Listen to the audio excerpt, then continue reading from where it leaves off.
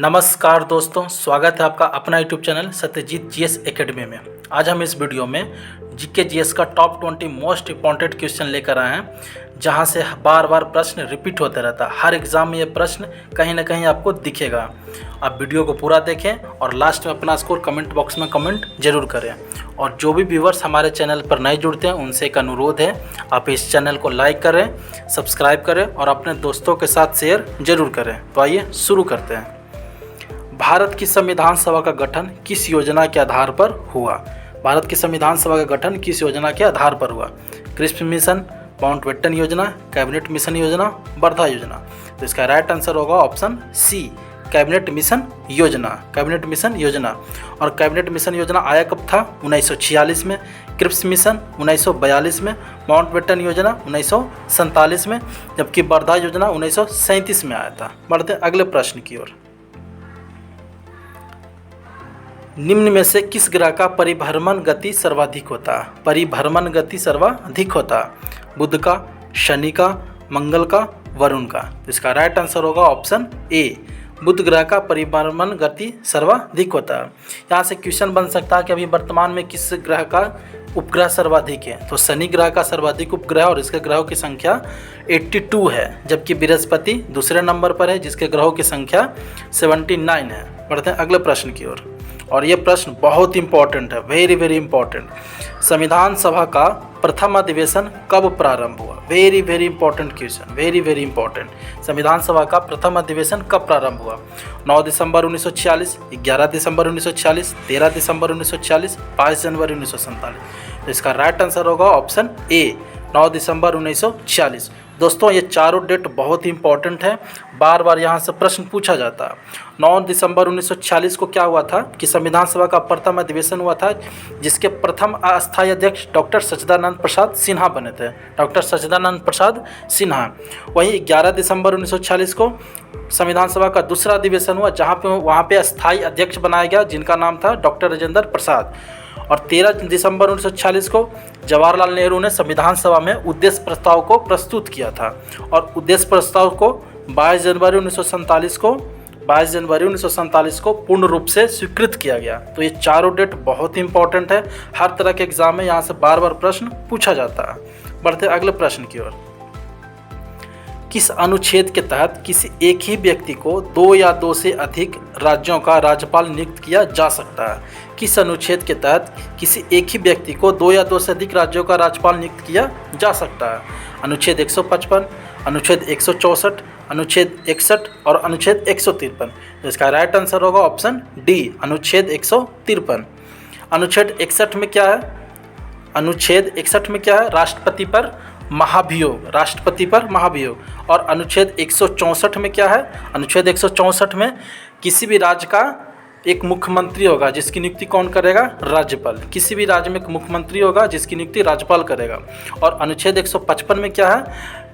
राज्यपाल की नियुक्ति जो राष्ट्रपति करते हैं। तो ये चारों अनुच्छेद बहुत इंपॉर्टेंट है, आप लोग याद रखें। बढ़ते अगले प्रश्न की ओर। दोस्तों अगर ये वीडियो आपको अच्छा लग रहा हो, क्वेश्चन का कलेक्शन अच्छा हो, तो प्लीज़ इसे लाइक करें, शेयर करें और सब्सक्राइब जरूर करें। दिग्दर्शन के संपादक कौन थे? दिग्दर्शन के संपादक कौन थे? मार्समैन, राजेंद्र प्रसाद, राजा राम मोहन रॉय, अरविंद घोष। इसका राइट आंसर होगा ऑप्शन ए, मार्समैन। दिग्दर्शन का प्रारंभिक नाम समाचार दर्पण था। समाचार दर्पण, समाचार दर्पण। और इसका स्थापना हुआ था 1818 में। बाद में इसका नाम दिग्दर्शन कर दिया गया। बढ़ते हैं अगले प्रश्न की ओर। सूर्य के चारों ओर घूमने वाले पृथ्वी के लिए कौन सा बल जिम्मेवार है? गुरुत्वाकर्षण बल, चुंबकीय बल, घर्षण बल, नाभिकीय बल। इसका राइट आंसर होगा ऑप्शन ए, गुरुत्वाकर्षण बल। बढ़ते अगले प्रश्न की ओर। तांबा का सिक्का जारी करने वाला पहला गुप्त शासक कौन था? तांबा का सिक्का जारी करने वाला पहला गुप्त शासक कौन था? समुद्रगुप्त, रामगुप्त, चंद्रगुप्त द्वितीय, भानुगुप्त। तो इसका राइट आंसर होगा ऑप्शन बी रामगुप्त। और ये क्वेश्चन वेरी वेरी इंपॉर्टेंट है, बार बार ये प्रश्न पूछा जाता है कि तांबा का सिक्का जारी करने वाला पहला गुप्त शासक कौन था? रामगुप्त। यहाँ से समुद्रगुप्त को भारत का नेपोलियन कहा जाता है, चंद्रगुप्त द्वितीय जो जिन्हें विक्रमादित्य कहा जाता है। और एक क्वेश्चन आता है कि गुप्त वंश का अंतिम शासक कौन था?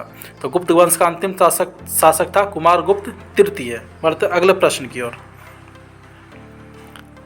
विल्स रोग में कौन सा अंग प्रभावित होता है?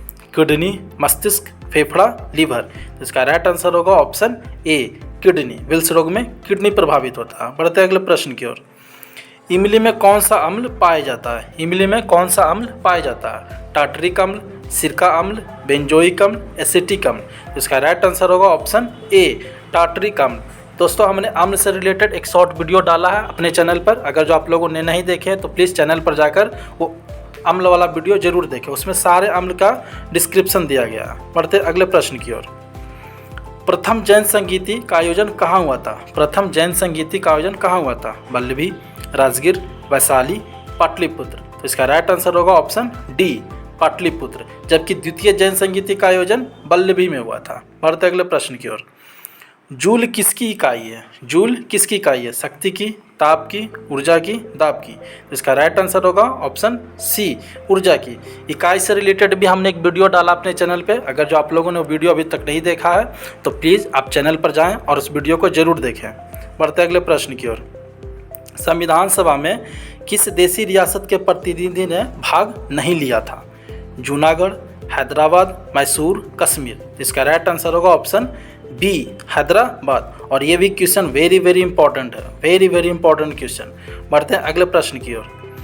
भारतीय संविधान की उद्देशिका में कितने प्रकार की स्वतंत्रता दी गई है? भारतीय संविधान की उद्देशिका में कितने प्रकार की स्वतंत्रता दी गई है? 5, 4, 8, 11। तो इसका राइट आंसर होगा ऑप्शन ए 5। भारतीय संविधान की उद्देशिका में 5 प्रकार की उद्देशिका दी गई है, जिसका नाम है विचार, अभिव्यक्ति, विश्वास, धर्म और उपासना। विचार, अभिव्यक्ति, विश्वास, धर्म और उपासना। बढ़ते अगले प्रश्न की ओर। न्यूक्लियस के बाहर डीएनए कहाँ मिलता है? न्यूक्लियस के बाहर डीएनए कहाँ मिलता है? और ये क्वेश्चन इसी साल बिहार असाइनमेंट्स में क्वेश्चन पूछा हुआ है। ये माइटोकॉन्ड्रिया, लाइसोसोम, केंद्रक, राइबोसोम। इसका राइट आंसर होगा ऑप्शन ए माइटोकॉन्ड्रिया में। माइटोकॉन्ड्रिया में। बढ़ते अगले प्रश्न की ओर। भारतीय संविधान में समवर्ती सूची किस देश के संविधान से लिया गया है? किस देश के संविधान से लिया गया है? America, Ireland, Australia, Canada. इसका राइट आंसर होगा ऑप्शन सी ऑस्ट्रेलिया के संविधान से लिया गया समवर्ती सूची। बढ़ते अगले प्रश्न की ओर। संविधान सभा के उपाध्यक्ष कौन थे? संविधान सभा के उपाध्यक्ष कौन थे? पिछले क्वेश्चन में हमने देखा था कि संविधान सभा के प्रथम अस्थायी अध्यक्ष बने थे 9 दिसंबर 1946 को सच्चिदानंद सिन्हा, और 11 दिसंबर 1946 को स्थायी अध्यक्ष बने थे डॉक्टर राजेंद्र प्रसाद। तो यहाँ पे क्वेश्चन है कि संविधान सभा के उपाध्यक्ष कौन थे? सच्चिदानंद सिन्हा, राजेंद्र प्रसाद, जवाहरलाल नेहरू, एच.सी. मुखर्जी। तो इसका राइट आंसर होगा ऑप्शन डी एच.सी. मुखर्जी। बढ़ते अगले प्रश्न की ओर। मलिक कफूर को दक्षिण भारत की विजय के लिए किस शासक ने भेजा? Very very important question, very very important. Jalauddin Khilji, Alauddin Khilji, Balban, Akbar. तो इसका राइट आंसर होगा ऑप्शन बी अलाउद्दीन खिलजी ने मलिक कफूर को दक्षिण भारत की विजय के लिए भेजा था। बढ़ते अगले प्रश्न की ओर। 1857 की क्रांति को लखनऊ में दबाने वाला ब्रिटिश सेना नायक कौन था? ब्रिटिश सेना नायक कौन था? लॉर्ड मैकाले, विसेंटायर, विलियम टेलर, कैंपबेल। तो इसका राइट आंसर होगा ऑप्शन डी कैंपबेल। वहीं विसेंटायर और विलियम टेलर बिहार में दबाए थे। बढ़ते अगले प्रश्न की ओर। यूएनडीपी द्वारा पहली मानव विकास रिपोर्ट किस वर्ष प्रकाशित की गई? 1990, 1995, 2000, 1999। इसका राइट आंसर होगा ऑप्शन ए 1990 को। बढ़ते अगले प्रश्न की ओर, जो कि आज का हमारा आखिरी प्रश्न होगा और बहुत इंपॉर्टेंट प्रश्न है ये। गांधी इरविन समझौता कब हुआ था? Very very important question. Gandhi Irwin समझौता 1 अगस्त 1920 को, 25 सितंबर 1932 को, 5 मार्च 1931 को और 5 फरवरी 1922 को। इसका राइट आंसर होगा ऑप्शन सी 5 मार्च 1931 को। दोस्तों इसमें जो डेट दिया गया सारा डेट इंपॉर्टेंट है, आइए एक बार देख लेते हैं कौन सा डेट में क्या हुआ था। 1 अगस्त 1920 को भारत में असहयोग आंदोलन शुरू किया गया था और इसी दिन भारत के एक महत्वपूर्ण नेता बाल गंगाधर तिलक का भी निधन हुआ था। 25 सितंबर 1932 को पूना पैक्ट हुआ था भारत के महात्मा गांधी और अंबेडकर के बीच में 25 सितंबर 1932 को, 5 मार्च 1931 को गांधी-इरविन समझौता और 5 फरवरी 1922 को चौरी चौरा कांड हुआ था गोरखपुर में, जिसके कारण असहयोग आंदोलन को गांधी जी ने स्थगित कर दिया था। तो ये चारों डेट बहुत ही इंपॉर्टेंट है, आप इसे ज़रूर याद रखें। और ये वीडियो यहीं समाप्त होता है। आप लोगों ने 20 क्वेश्चन में आउट ऑफ 20 क्वेश्चन में कितना स्कोर किया, अपना स्कोर कमेंट बॉक्स में कमेंट जरूर करें। और आपके लिए क्विज का प्रश्न दिया गया है जिसका जवाब आपको कमेंट में देना है।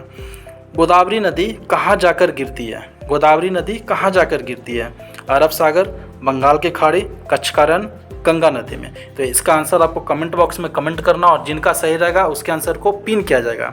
दोस्तों ये वीडियो यहीं समाप्त होता है। अगर ये वीडियो आपके लिए थोड़ा सा भी यूजफुल रहा हो तो प्लीज़ इसे लाइक करें, सब्सक्राइब करें और अपने दोस्तों के साथ शेयर जरूर करें।